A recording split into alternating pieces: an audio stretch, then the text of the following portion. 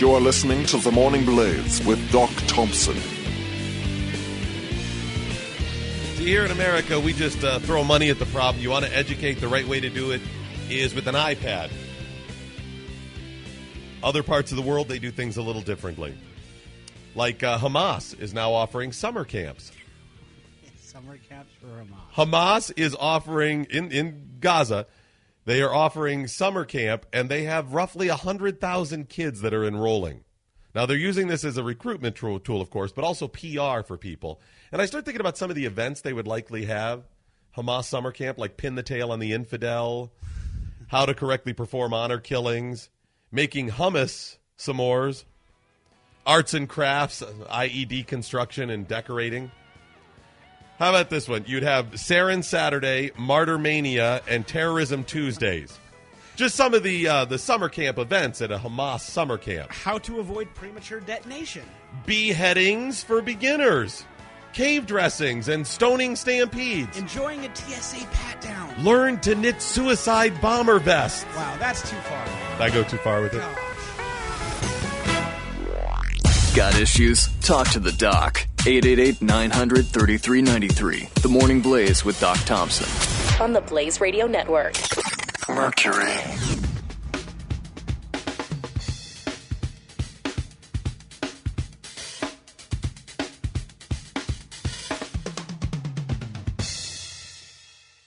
The Blaze. This is the Blaze Radio Network.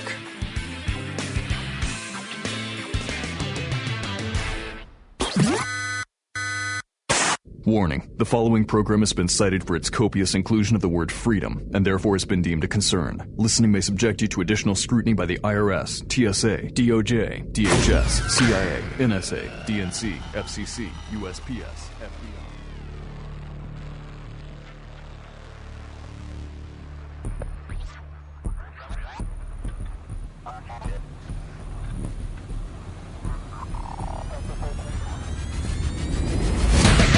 This is the sound of common sense defending freedom. The Morning Blaze with Doc Thompson. 30 minutes from right now, our Friday leftovers. Great stories we didn't get to earlier in the week. We'll get to them about 30 minutes from right now. Please email us, doc@theblaze.com or skip@theblaze.com. You can communicate real time with us via Twitter. If you don't have the Twitter account, trust me, set one up. You will be very happy you did. Set up that Twitter account and use mine at Doc Thompson Show or Skip's at Skip Lacombe. And then use that hashtag What I Learned Today to get it at the end of the program. Don't forget, we are going to give away a copy of Glenn Beck's book, The Eye of Moloch, to the best one today. The best What I've Learned Today. Cal is the judge and executioner on that one. He determines what is right. He's been rough, actually. He's come under some fire from some of the tweeters about some of his decisions. I don't blame question him. My judgment, people. See, that's what I like about him. He stands by it, though. I appreciate that from Cal, even if he is wrong on a lot of them. I have Cal's back on it, but... Right. I think he's doing right by standing tough, and saying, this is what I think. That's how you're supposed to be, Cal. You stick by your convictions. I am the all-knowing, all-seeing eye of Mordor. By the way, that's Glenn's third book that we'll be giving away a month from now. Exactly. No, but Cal, even though you're wrong on a lot of them, because I would pick other people quite often. Oh, clearly. You're good to stand by, what you believe, though. That's solid. What's wrong with my opinion, huh? What makes you? Well, we'd have to more go than day I? by day. Gorp on Tuesday, really? That's a little questionable, but it's good that you're standing by it. But get those into us at Doc Thompson Show, hashtag What I Learned Today, and we'll do them at the end of the program. And by the way, Skip, I would include other people that you often don't include at the end of the program. What do you mean? There's some ones I see that are really good. What I've learned that you don't include. So I question your judgment. Oftentimes, it's purely about time, and oftentimes people will send in several really good ones, and I generally only will use one per person. Did you learn nothing from Cal just now? What? Cal didn't make excuses and fluff it up. I don't need to make an excuse. What did he say? I have an explanation. Cal, this is how it's going to be. Done. I don't need an excuse. I'm actually right. Man up, Skip. Either way, I just I would include other people or choose other people than you two, just so you know. That's just Doc's way of trying to include everybody. You see, Doc's been in this business for a while. What do you mean, Skip? I Doc don't know what knows you're a little talking bit about marketing What and is- spend. What are you talking That about? way, no matter what, and he's trying to make you feel like he's talking directly to you. What are you talking? I don't know what you're talking about. I'm just saying I would pick some other ones. There's a lot of Like other who? people. Go ahead. Well, we'd have to go day by day. Give me one. Maybe I can't remember every day we've done, but what I would say is maybe at the end of the program, I'll show you a couple that I would have included that you didn't. There's a lot of people you're excluding. Okay. And I stand with those people. All right. You truly are the people's talk host. Just trying to include a lot of people, Skip. I like and want to support that they've supported us. So thank you so much. Use that hashtag what I learned today. We'll get to them at the end of the program. The best one wins an eye of them. Like, we should do this next week too. We should give away books all next week too. If we can. Well, even if they don't let us, we'll just swipe some from the office. We'll start giving them away. Don't you think we should have had this conversation maybe off the air? They're not going to know. How are they going to know? They don't listen to us. Our bosses clearly don't listen. We still wouldn't be on the air. Actually, you have a We'd good have been point gone there. the second week if they'd listen. So we'll be in New York filling in from there in a couple of weeks. We'll be at Man in the Moon. Somewhere there's going to be some books around as they're doing stuff with them or whatever. Just swipe 5 of them and give them away next week. Okay. And we're not stealing for ourselves. Let's do it then. Yeah, totally. We're like Robin Hood. Wow. We're stealing from the rich company and handing them out. That's how we got to look at it. Mercury just has too much, man. They really do. They should give away some more of those books next week on our program. We are the 99%. Hashtag what I learned today. That was a really odd segment just now, so you know. Occupy Moloch. Occupy Mercury. Haven't we been doing that for a while? The smell is the same. They're trying to get rid of us, but The Obama administration, as you may recall, has ordered agencies to cut discretionary spending to the point that the White House isn't offering tours. We've got to cut down air traffic controllers. It's going to be backups at the airport. Remember that whole thing? Backups at the airport because of sequestration. There's no backups. That stuff's not going on. The president's still going to spend $100 million to go to Africa. Now the IRS says that they're going to go ahead and give out employee bonuses, even though the president said that a lot of those bonuses across the government have to be cut. employee bonuses now. The IRS is going to give out employee bonuses. Bonuses are generally given out for what purpose, Skip? I would say for merit. Meaning if you're doing a good job, if you work hard, if you increase sales, I mean, depending on what your job description is. They're not handed out as demerits? No, I mean it's not like a participation ribbon in soccer. You don't just get one because you were there. Well, But it's also not a demerit. Like if you screw up, they say, Skip, you have really screwed things up. I'm sorry, I'm going to have to give you a demerit, and that comes with $3,500. No, that's different. So it's if you do a good job. Yeah, This makes no sense to me. The IRS has not done a good job. No, They've done a horrible job. I can think of a couple of places that they've done a horrible job. For example, targeting conservative groups for political purposes. although even if that scandal alone is more widespread than the low-level rogue agents. I mean, you can't say that they were all. Maybe there's a couple people in there that do deserve those bonuses. Maybe they should get them then. then. People that got them, some of the managers that maybe got them. If that's the case, then let me ask you this. Would you think the number of people doing a good job at the IRS who get performance bonuses, theoretically based on merit, if you do a good job, you get it, and those bonuses being about $3,500 each.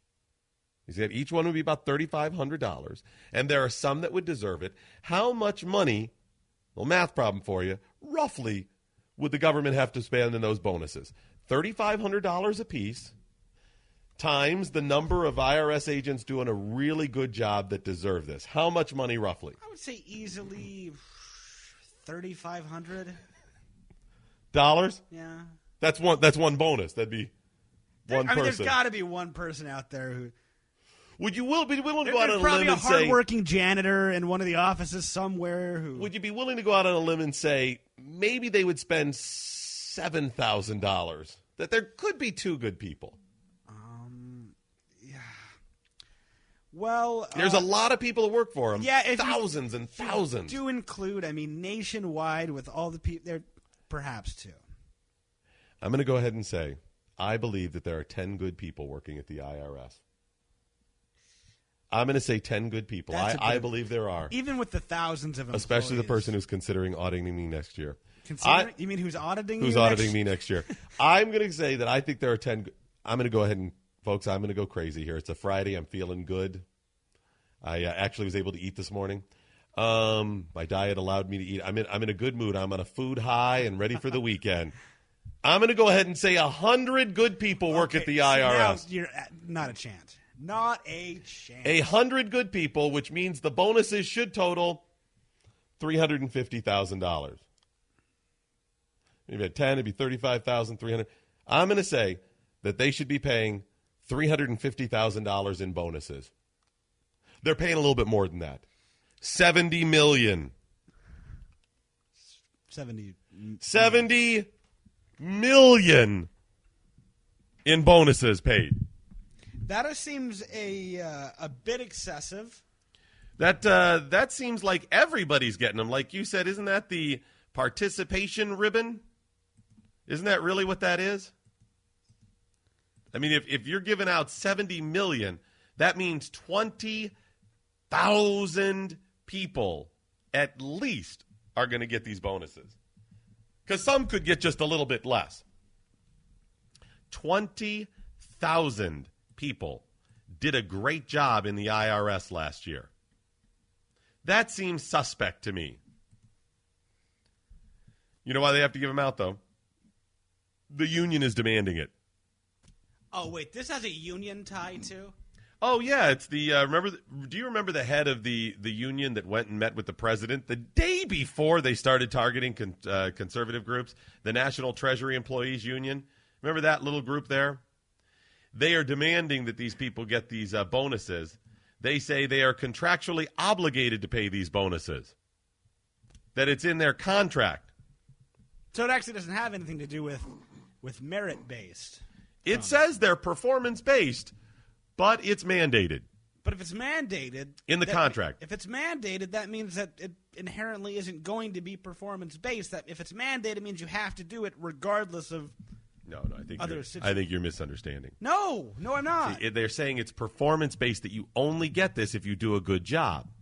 But the contract mandates that they hand them out. What that means is the contract mandates that everybody does a good job. That doesn't quite hold. I mean, I know what you're thinking. I'm jockeying for my next job as union rep. See what that just mandates everyone's going to have to do a good job. We're all in this together, folks. We're all going to do a good job. The contract says it. Wasn't it the IRS that claimed, amongst other government agencies, that they needed more resources? In fact, there were congressmen, as these hearings started happening on Capitol Hill about the targeting of the Tea Party groups, that came out and specifically mentioned that we need more money for resources. Their argument was, this clearly shows if we're screwing up, what you need is more people. Yeah, I'm not sure which of the congressmen asked, but what said it. In your opinion, what is one thing that could improve this type of situation, help prevent it happening in the future? If we had a little more research and resources to go after some of these... Yeah, but they're paying $70 million. Now, according to Michelle Eldridge, she is the IRS spokeswoman. She says the IRS is under a legal obligation to comply with its collective bargaining agreement, which specifies the terms by which awards are paid to bargain unit employees. See, it specifies the terms. The terms are supposed to be merit-based, individual performance. President Colleen Kelly, that lady who met with President Obama as head of the union the day before they started targeting Tea Party groups, says the bonuses are legally required as part of the collective bargaining agreement. She says the NTEU has had a negotiated performance awards bonus. She says that they have had this negotiated performance awards bonus at the IRS for decades, pursuant to law and regulations which specifically authorize agencies to implement such merit-based incentive programs. She said they've had it as part of their bargaining agreement. It specifies that they get these merit-based incentives. If they're merit-based, shouldn't they be able to change the parameters of what the merits are. Exactly. I mean, just saying that it's well, and I guess having it in the contract, I mean, completely avoids the fact that they are merit based, because then in that instance they could literally say anything. Right. Now, what this means is, this is probably what it is. It is probably part of their contract that they have to, if they reach these merits, if they're performing well according to the merit guidelines, that they'll get the bonus, and they can't deny them that. What that means is what constitutes good performance is specifically laid out. How do you specifically lay out? See, Skip and I, we could do it based on ratings. Hey, if a lot of people like you guys and a lot of people are listening, then we'll give you more money. They could do something like that. You could do it if you have a newspaper. If you're a columnist, then you're responsible for more people reading. Well, that'd be like 30 years ago. Your column, you could get that. If you're a salesman and you sell more widgets, okay, you're going to get more money. How do you do it with the IRS? If you audit more people? What are the performance levels that they have to reach to say you're doing a good job? If it's something like that that's a little more difficult to determine, the merits are probably going to be based on things like you weren't absent a lot. You weren't late. In which case, isn't that just doing your job? Doing your job. Trust me, there's no way they're ever going to say, we're going to give you and Skip more money, Doc, if you guys show up every day. Hey, if you're actually there to do your job every day at 6 a.m., all year long, aside when you take vacation time, if you're actually there, we're going to give you a little more money as an incentive to make sure you show up. No, I remember a time, and my father taught me an ethic that a good motivation for showing up to a job is having a job and keeping your job. Yeah, that might getting be a paycheck at all. Mm-hmm. Why is that completely lost on government? Because it's twofold. It's government, and they want these people to continue to vote for them. These politicians prop them up. And second, it's the union. This idea, and both of these are killing America. Show up and do your damn job. If you have a job where people can prove that you've done a better job, fine, offer some bonuses. These are not bonuses. This is salary to these people. They are using this as salary, but they get to remove it from the baseline because that's not actually a salary. It's a bonus. That's what they're saying. We don't know if we're going to have to pay all of those. Maybe somebody doesn't actually show up every day, so maybe we don't have to pay that $3,500.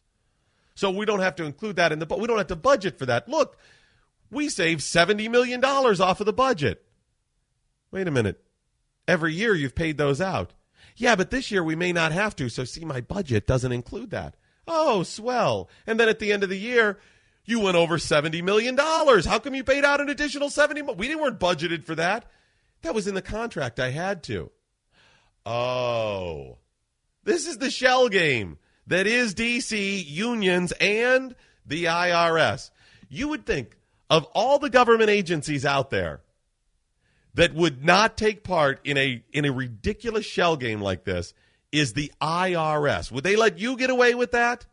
No. Would they let you get away with claiming something isn't income, but then it turned out to be? No, they're not going to let you do any of this voodoo math. But not only do they do it, the government backs them up on it, and the union is in there fighting for more voodoo math. This is what your IRS is up to today. It's the Morning Blaze with Doc Thompson. The Morning Blaze with Doc Thompson. Mercury.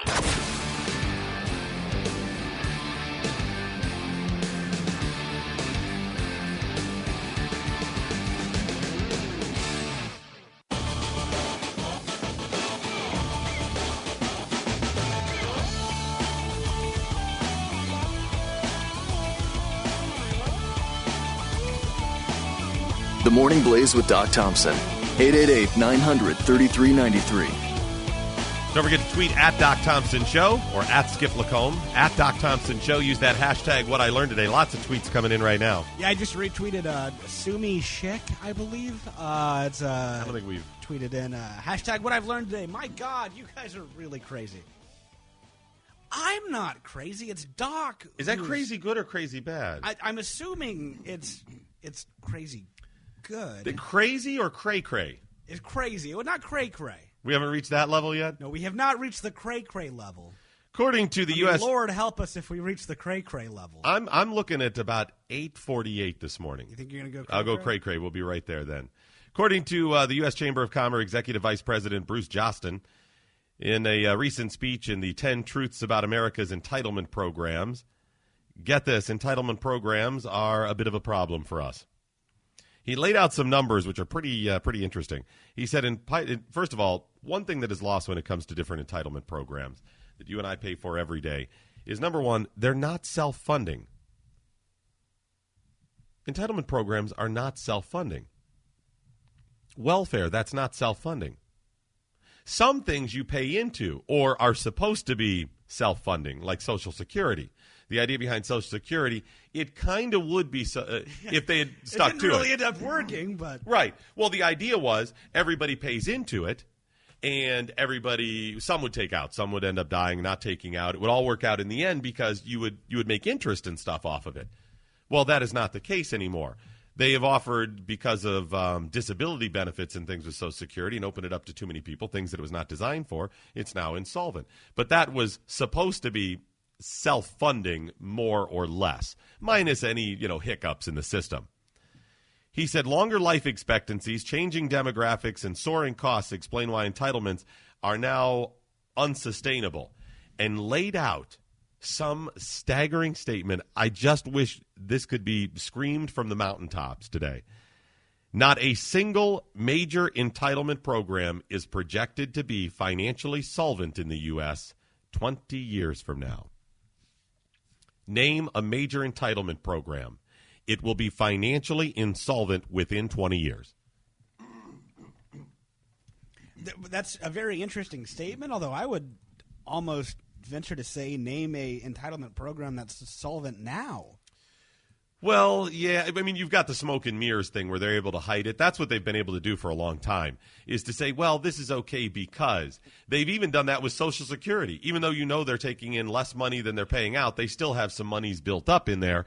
And remember, their shortfall, or excuse me, their fallback excuse when it comes to Social Security is, well, the federal government backs it. So if it ever goes wrong, we'll just make sure the money's in there. Another shell game. But he's saying within 20 years, all of that's gone. That there will be no more hiding this. Everyone completely insolvent. That doesn't mean just taking in less than they're paying out. That it's done. The well is dry within 20 years from right now. See, when would I be retiring? Maybe 25, 30 years? Well, that's just swell, isn't it? I'm telling you. If it's not there, I was forced to pay in for it, I'm going to end up naked in a clock tower in D.C. I'm serious. I'm taking the Statue of Liberty home with me or the Bill of Rights. I'm getting my money's worth. I was forced to pay into it. I'm getting out what I paid. You're listening to The Morning Blaze with Doc Thompson on the Blaze Radio Network. Mercury.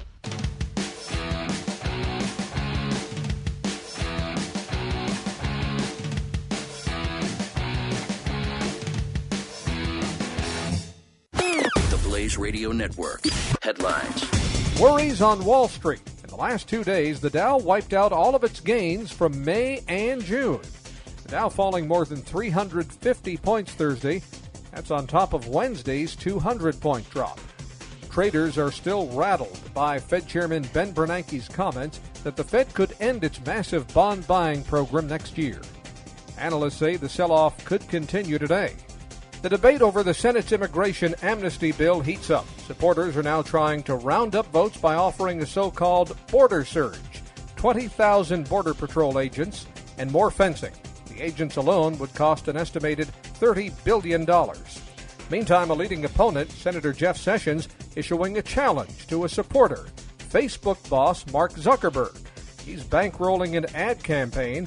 Zuckerberg claims his company needs immigrants to survive. If Mr. Zuckerberg were to post job openings tonight on his Facebook, put out his salaries, what he wants to pay, he'd find there might be plenty of Americans who want to take these jobs. The Alabama Republican says there are many computer experts having a hard time finding work. The first Benghazi photos are released nearly a year after the terrorist attack. Ambassador Chris Stevens and 3 others killed when terrorists stormed the diplomatic outpost on September 11th. The State Department releasing the pictures after Judicial Watch submits a Freedom of Information request. You can see photos of the devastation at theblaze.com. A Birmingham, Alabama man who tweeted threats against the president is sentenced to a year in federal prison. 26-year-old Jarvis Britton pleaded guilty. I'm Jim Faraday for theblaze.com. Now, more with Doc Thompson and the Morning Blaze on the Blaze Radio Network. The news you need from the Blaze Radio Network.